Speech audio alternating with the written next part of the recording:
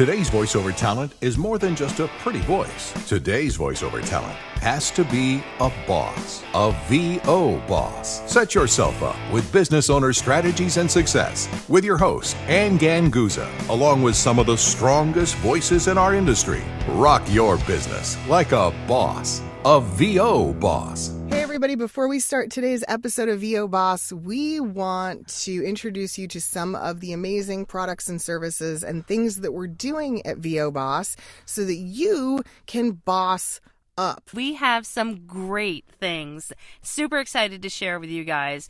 Take a look at them on voboss.com. This is how you can live your best boss life. After an extended period of time in my studio, Gabby, sometimes I just get really dry and my vocal cords are just tired. So if you guys are interested in getting some essential oil organic solutions for vocal health, hop on over to the voboss.com shop page and you can select from a variety of different natural health homeopathic products. We've got a vocal immunity blast, we've got a vocal wellness kit which has all the products in the line, as well as vocal booth breeze, vocal H2O, and our bestseller, the vocal throat spray. If you're looking for solutions to keep your instrument in top shape, this is a great way to do it. Go to voboss.com and check out Boss Essentials.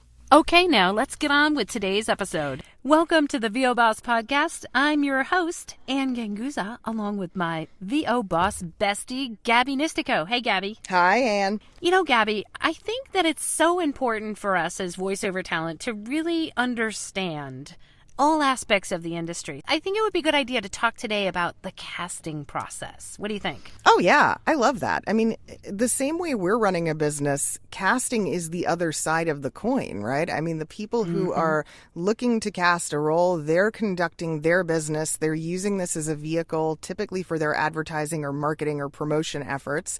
And it has its own intricacies, right? I mean, like, we know ours, but looking at someone else's needs can make a big difference in terms of who books and who doesn't. I think it's important to note that casting directors have a job, but before they have that job, they have a client. And that client has a product that they're typically trying to sell, or they're trying to expand the brand. And so a lot of the direction or the needs come directly from the client, who then talk about their needs or communicate their needs to the casting director about how they want to sell a product. And I think that the more we can understand that whole aspect of the industry, the better we can serve the client or the casting director with our voices to be able to help elevate that brand or sell the product or whatever it is. When I worked in advertising, we had something really cool. Our sales department had a CNA, which is a client needs analysis, that was filled out and discussed with every single advertiser who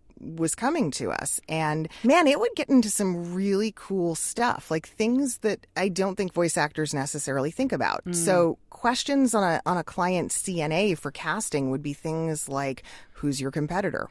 Right. What's the average age of your buyer or your ideal buyer? Literally, I always tell people it's a full demographics breakdown. It's everything from age, race, ethnicity, gender, education, income. Yeah, they hobbies. Look at all those factors.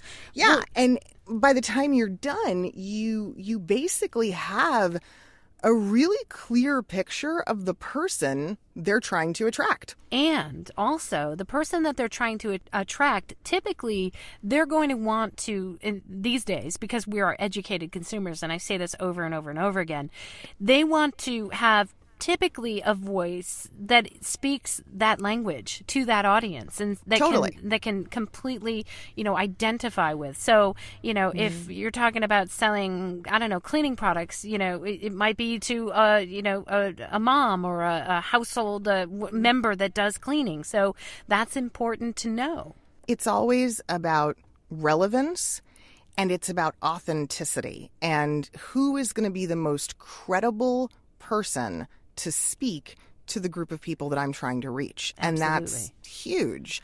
And there's so many defining characteristics there. Now, where I think this applies in the booth and as a voice actor is the more we take the time to sort of reverse engineer the process, if we're looking at a script, if we're being given specs, and you know, I mean, we all know this, sometimes the specs aren't super complete, right? They're not, there's a lot of lacking detail.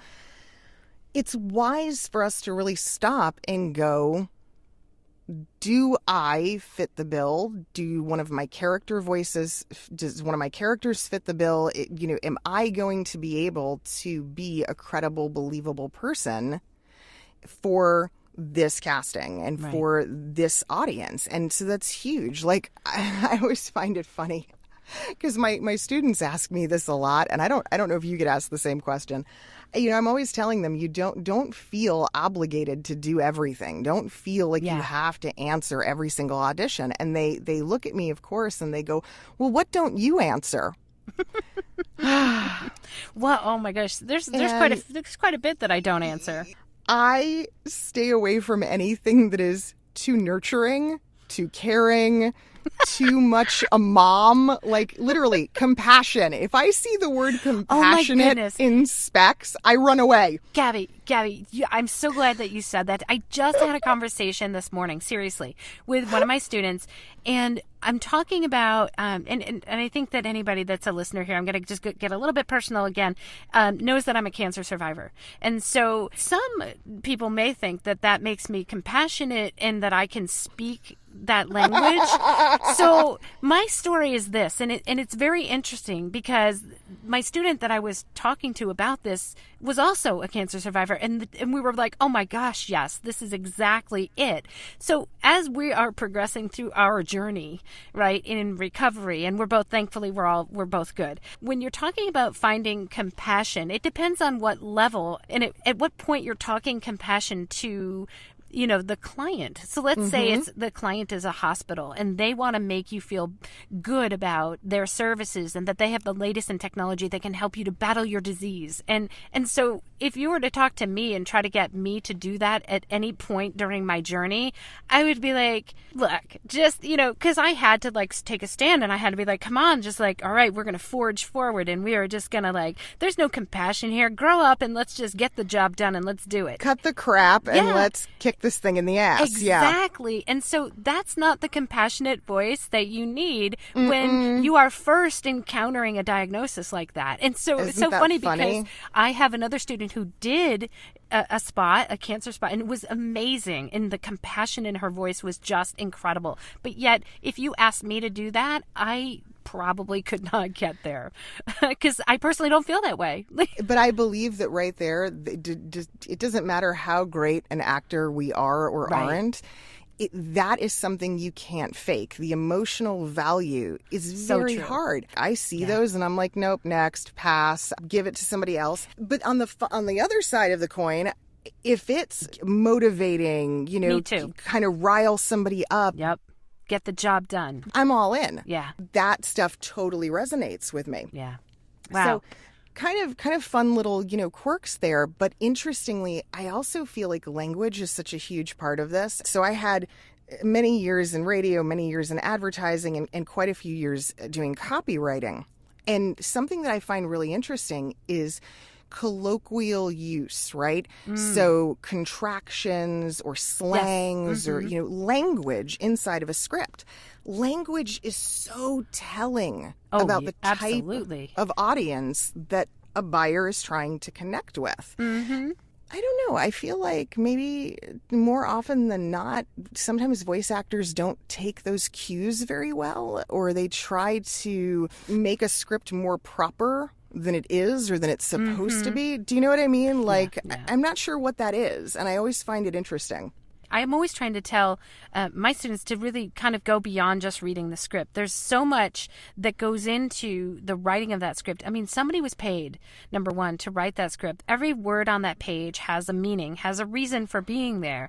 And the closer you can get into the head of the copywriter or the client that is requesting that type of copy for the sale, the better you're going to be at aligning yourself with that gig and getting the gig. So important. The craziest thing in all of that is when voice actors don't identify or they don't think about these things and then they fall short. and they wonder why. And I always say it's part psychology, part demographics of advertising. You've got to really look deeply into both of those to determine if your message is going to align with their message. And the outcomes can be very different depending. And now here's what is interesting, and I don't know, Gabby, if I'm going to go down the wormhole here, but when advertisers are looking to specify or target a specific market, you cannot help but know that the word stereotype might come into that language, and nobody will say that, but there might be stereotyping of moms, busy moms, right? And how are you as a marketer? And just, I know this from, from a lot of my friends who are in marketing, it's really hard to define that demographic without hitting some sort of we have to lump people together in this group of busy moms or, dads that are working overtime, multiple times. And so you run into that. When does it become a stereotype and when does it become, demographics of marketing and advertising? But that's it. From an advertiser's standpoint, all of those things are blurred together. Right? Everything is a stereotype. I always kind of laugh and I go, okay, so, I'm Italian. And depending you talk on who with your you meet, hands. Yeah. Well, yeah, obviously. And I mean, depending on who you meet, though. So, like growing up in New York, I knew hundreds of people that would also claim Italian descent and identity. Okay, fine. The difference was I actually grew up in a household where people spoke the language and literally were from there. My mother was an immigrant versus someone whose family had already been here 3-4 generations. We'd always see commercials or ads or ideas or concepts come through with this very a pizza sling and kind of person, exactly. With this exaggerated, ridiculous caricature / stereotypical Italian male or female. And you just kind of shrug and go with it. It's the reality is, while we can look at it and go, yeah, all right, there's very little truth in that. You have to look at the broad spectrum of the country. New Yorkers are going to look at that with a side eye and kind of go, yeah, that's not really accurate. But how is someone in Minnesota going to respond or react? When you look at other parts of the country, because they have less exposure to what's authentic, they go, yeah, okay, in my head, that's how I see that.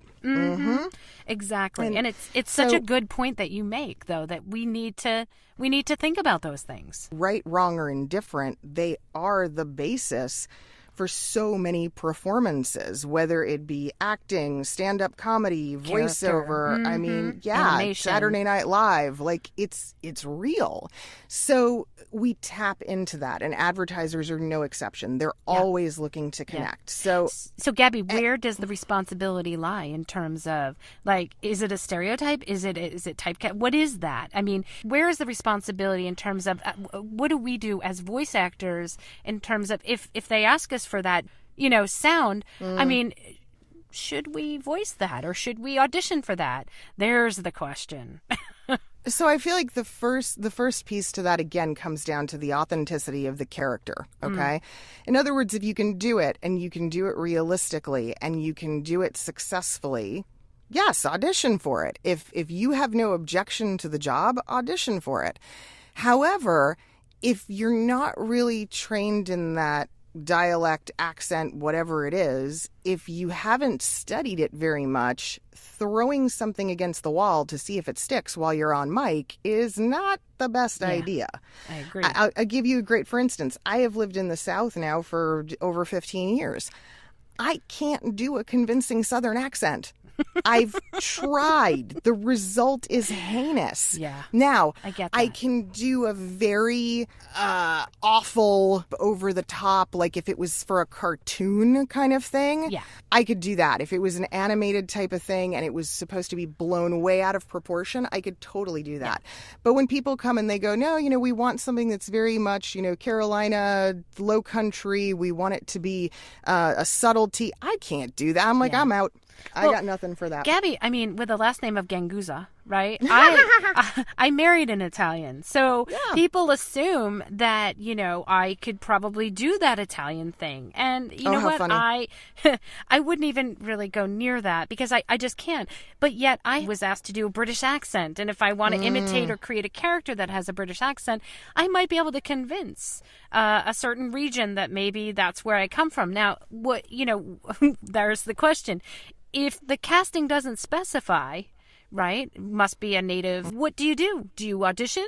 Do you still believe that you audition? You think it's the best person for the part or the best? Spanish market's a great example for this. So there are literally dozens of Spanish dialects within the Spanish language, right? Yes. Every culture, every country that speaks the language, and then within those countries, different dialects. When we were doing casting projects and a client would come in and say, we need a Spanish voice actor, we would laugh. That was our first reaction. Yeah. It was laughter. And we would go, could you be a little bit more specific? And then this would give us really great insights into the client because one of two things happened. Either the client would just go, it doesn't matter, just whatever.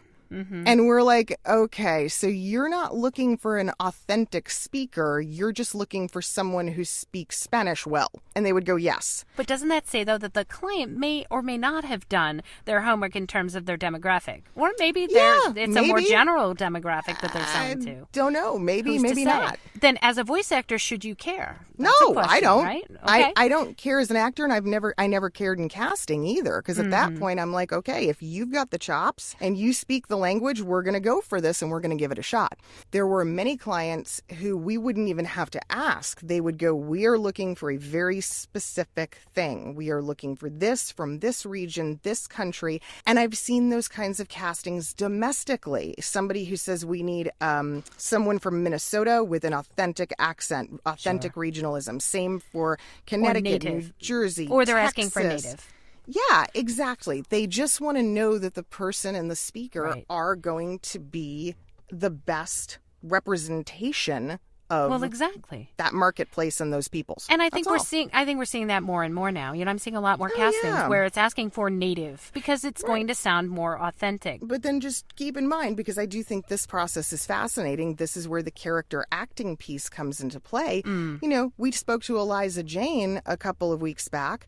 Eliza's prime objective is to help actors break down and replicate dialects, accents and dialects so that they can incorporate them and use them in their performances. Well, exactly. And if you were to ask me, I really do believe that, based upon the data that we have, right, when we're auditioning, if we feel that we can fit that bill authentically, I say go for it. It's an opportunity. I mean, I even have to go through this with a lot of different castings where it might be a character that I can reasonably pull off.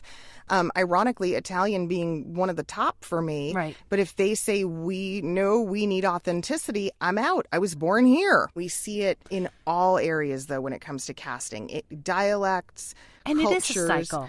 And race, it's a cycle that we need to be aware of as voice actors, and we need to understand and go beyond just the words on the page and what the 5 or 6 words that casting specs say, and try to understand, I think, broader beyond what the words are on the page. Is who's the market, who are they selling to, why are those words even on the page, and who am I supposed to be? And we also have something of an obligation to, when it comes to that authenticity piece, say, am I going to be a good, positive, solid representation, or am I going to sound like something that's making fun of people, and am I going to be offensive in how much I'm butchering this? Right. That's a really critical point. And if that's the case, you got to kind of bow out. A great indicator, though, I think, is not only your coaches, but your agents. Yeah. They will encourage you or discourage you from particular roles based on the skill that they see in your character acting. I'll end it on this note. One of my improv coaches, or my main improv coach, he was asked a question one day in a class setting. A student said, well, wouldn't someone take offense to that? What he was doing was a very stereotypical Asian accent. And it was it was comical, very clearly meant to be comedic. The student said, well, what if somebody takes offense to that? I don't want to offend anybody. I don't want to upset anyone. And Paul looked him straight in the face and said, here's the thing. My heart is always in the right place when I do these. Absolutely. I have a clean conscience and my heart is in the right place. And if someone else becomes offended, he's like, that problem lies with them, not me. Yeah. And, I'm so glad you said that. I was like, wow. All right. Yeah. That really, I think that's a great way to wrap up this episode. But you said it so much more eloquently than I did with the integrity. Like, I think if you're authentic in what you're saying and what you're doing and how you're performing, I think that's the key to it. And that's what I try to teach in any type of voiceover, no matter what, if you are voicing anything, it should really be authentic and coming from the heart and with an intention that is, a good intention. Well, we could talk about this for days, but I know. For now, I'm going to say thank you to our amazing sponsor, IPDTL. You too can record like a boss and find out more at IPDTL.com. And you can check us out literally everywhere. Every social media you can think of, we're on, plus Stitcher, iTunes, Google Play. Boss is just multiplying. Like, you can't get rid of us, guys. I'm sorry. We're here. So find us on the web. And for all things Boss, of course, the fastest, the easiest route is just to go to voboss.com. Thanks, guys. Have a kick butt week, and we'll see you next week. Bye. Bye. Join us next week for another edition of VO Boss with your hosts, Ann Ganguzza and Gabby Nisterko. All rights reserved. Ann Ganguzza voice talent in association with 3 Moon Media. Redistribution with permission. Coast-to-coast connectivity via IPDTL.